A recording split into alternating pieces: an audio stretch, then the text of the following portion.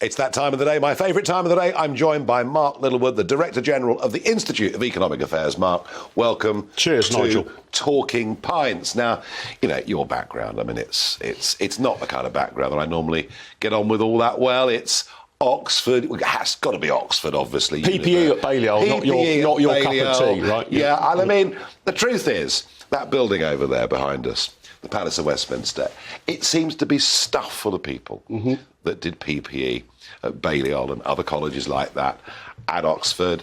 And you're one of them. When I first met you, and it would have been about 2004, I think, or 5, and we were in the same restaurant, and there was a terrace. We were having drinks on the terrace, and somebody whispered in my ear, "That bloke over there, he's head of press for the Liberal Democrats." And you were red rags to a bull, then, wasn't it? Yeah. Well, I wasn't rude to you. No, with all I wasn't rude to you. That's very, very fair. You've never been rude to me. I initially kept my distance, but you said hello, I said hello, and we were perfectly reasonable and perfectly friendly, as it should be. I agree. And I wish more of it was. But you were very much on a different side of the fence to all of this. I mean, you, as a student and onwards, and you worked for the European movement and the federalist groups, you really believed in the European project. I did, and I think there is something quite attractive about it to a sort of classical liberal person, in concepts at least. You've seen the guts of it at the coalface, Nigel, but as a kind of concept, you know, can we remove barriers between countries? Can we make absolutely sure that we don't go to war again? Can we make sure that if you can sell something legally in the Netherlands, that you can sell it legally in the United Kingdom, remove those barriers to entry? All of that sort of liberalising part of the European Union hugely appealed to me. And sort of like, rather like John Lennon's song, Imagine. Imagine, yeah, exactly. No, you can appreciate how the young Mark Littlewood was seduced by this Lennon-esque kind of dream. Yeah. But I think even in practical economic terms, it potentially has something to commend it. I mean, you and I are both basically free traders, right? It's just a question of how you bring about free trade. And where I became more and more suspicious about the project and eventually decided to vote for leave in the Brexit referendum was it struck me that the sort of liberalising instincts of the EU, which I'm never saying were 100% of the story, but we're getting wholly out-trumped by the interfering elements of the EU. See, this is the point, isn't it? That you are what I would call a classical liberal.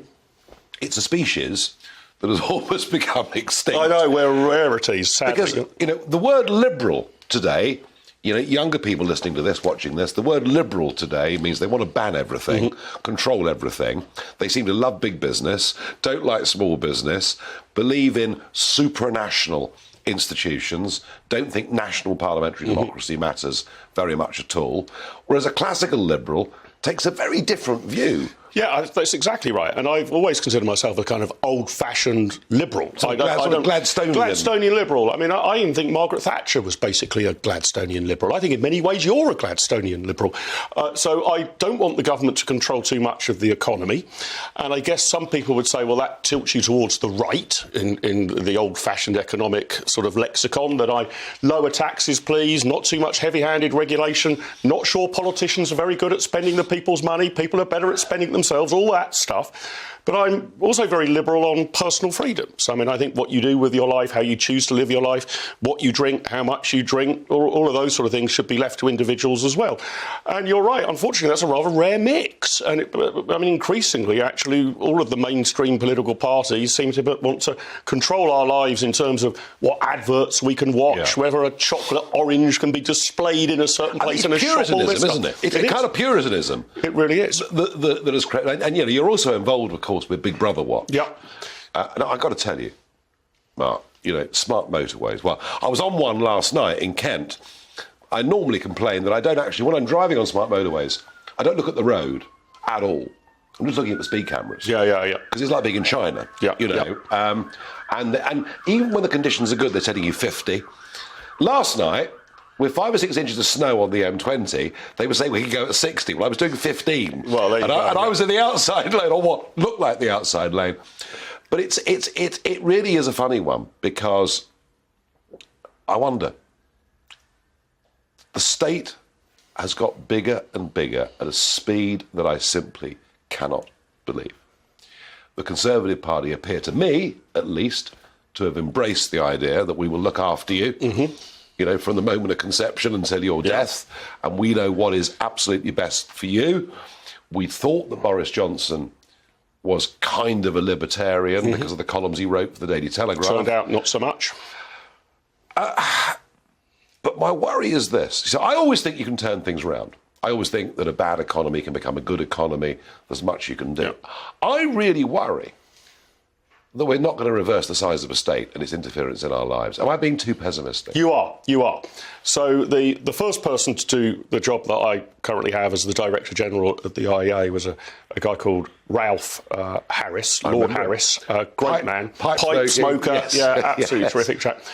And I think it was about the mid-1970s, someone put to him roughly the rather pessimistic scenario that you've put to me. You know, what are you doing at the IEA, wasting all your time? I mean, all these companies are still nationalised. The trade unions hold the whip hand. It's all going to just get worse and worse and worse. And Harris responded by saying, cheer up. Things can only get worse. And actually what he meant about that, which is a slightly depressing thought, is it's only when things get really, really bad that you get an inflection point, that people actually really think the way we're doing things at the moment is not working at all. Yeah. And, I mean, that inflection point could go in a million different directions. I'm not saying my classical liberal side of the argument can win, but I think we're beginning to get to that. Sort of everything in Britain doesn't seem to work anymore. Well, right? I'm a brokenist. Even the bits that aren't on strike, like the M20 last night, hadn't been salted by Kent County Council or the Highways Authority. Don't ask me why, when we all knew several inches of snow were going to fall. We've got mass strikes about to happen in a wider range of sectors than happened simultaneously back in the winter of discontent of 78, 79. Oh, yeah, this could be worse than the 78, 79 winter of discontent, for sure. So this is broken Britain. It is broken Britain. I mean, I'm trying to think of, which parts of our economy are working really well. Some of it's functioning. I mean, the motorway just about functions. The National Health Service didn't last. Well, barely functions. But it's difficult to actually think of a sector of our economy where we think, oh, we're going gangbusters on that area. Isn't it amazing, the advances that we're making? Isn't it incredible how the National Health Service is so much better than it was 15 years ago? You'd never hear anybody saying that. And I think this has been an accumulation of government, inch by inch, steady step by step, getting bigger and bigger and bigger. And it just sort of catches up on you. You don't really notice it happening at the time. It's a bit like somebody standing on the banks of the River Thames out here and just throwing a pebble in every second. Not any one pebble makes a difference. Not any one government intervention or tiny little tax rise makes a difference. Yeah. But if you do it long enough, you start to stem the flow of the river. The Thames would not flow as neatly as it should. And that's what we've done. We just ratcheted up taxes, regulation. We've fallen into the trap of believing that government intervention is the solution to all of our ills. Yeah, that's right. Yeah. We increasingly, something that annoys me, and I want to make sure I communicate this correctly, endless talk about vulnerable people. Now, there are vulnerable people in society, but to listen to most politicians, you would assume it's an overwhelming majority of people. It's not, it's a minority. Most British people, in my view, are resilient, not vulnerable. So we need to look after the vulnerable, but it sort of suits politicians to try and imagine we're all vulnerable. Yeah, tell us we're victims. Exactly. Tell us we're victims and we need a state to come and help us. So we've got to get off this ratchet. Now, the Institute of Economic Affairs, as you said, founded by Ralph Harris, been around a very, very long time. I mean, you're basically lobbyists for business, aren't you? No, quite the opposite, actually. Well, that's what your critics say. Well, our critics say all sorts of things far ruder than that you've just said. I mean, we believe in market economics. We actually think if you leave people to make their own choices and you allow the market to function, by and large, in most cases and in most sectors, you get better outcomes than if you leave it to politicians to sort out what should happen. Knowledge is spread throughout the economy. Individuals know better what they want than their MP knows what they want. And business and free markets are very, very different things. I think actually big business is often lobbying for a lot of state intervention. Pull up the drawbridge. Absolutely. We've got used to all of these complex regulations. We want to keep them in place so insurgents and upstarts don't come and challenge us. So Kwasi Kwarteng was talking your language. Yeah, Kwarteng and Truss, I think, basically did the medical diagnosis pretty well. I mean, I've likened it to this, saying that they sort of understood that the patient had, I don't know, a brain tumour, But then, unfortunately, they took a hacksaw to the patient's brain. And the medical diagnosis was basically correct, that we are too heavily taxed. We've had lamentable growth rates because of that and heavy-handed regulation. Declinism mentality. Exactly, and sort of a sense that things are just sluggishly going to get worse.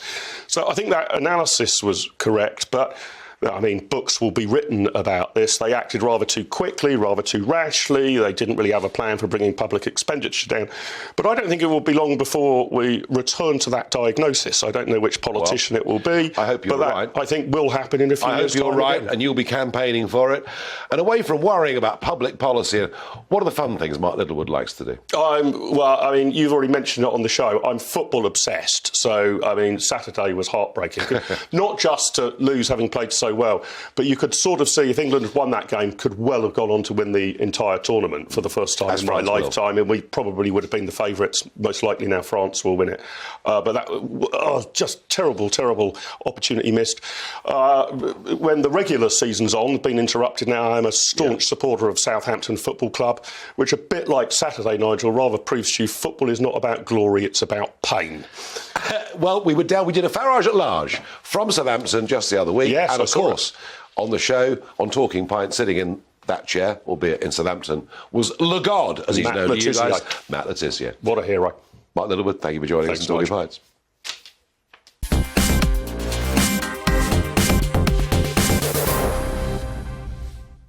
OK, it's time for Barrage the Farage. What have you got for me today?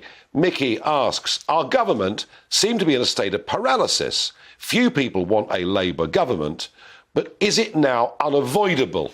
I think it is unavoidable.